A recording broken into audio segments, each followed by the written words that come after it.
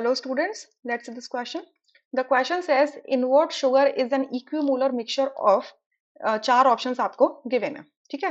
तो यहाँ पर मैं लिख देती हूँ कि इन्वर्ट शुगर क्या होती है, आपकी सुक्रोज ही होती है, aqua solution of sucrose, aqua solution of sucrose.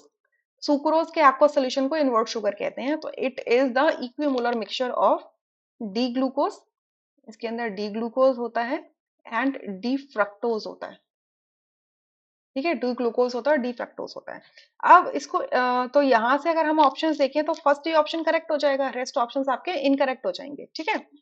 अब ये इनवर्ट शुगर वाली कहानी एक बार देख लेते हैं कि क्या होता है। देखिए आपका जो सुक्रोज होता है it's a disaccharide of glucose and fructose, D form होता है डी ग्लूकोज डी फ्रक्टोज।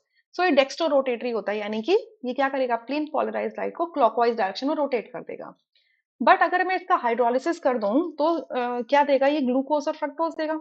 अब ग्लूकोज आपका डेक्स्ट्रो रोटेटरी होता है, फ्रक्टोज आपका लीवो रोटेटरी होता है। तो अब डायरेक्शन तो समझ में आ गया कि ग्लूकोज क्लॉकवाइज रोटेट करेगा और फ्रक्टोज एंटी क्लॉकवाइज करेगा। बट आपका जो फ्रक्टोज होता है इसका जो लीवो रोटेशन होता है वो -92.4 डिग्री होता है, जबकि ग्लूकोज का जो डेक्स्ट्रो रोटेशन होता है वो +52.5 होता है। मतलब मैग्नीट्यूड वाइज फ्रक्टोज की जो वैल्यू है वो ज्यादा है।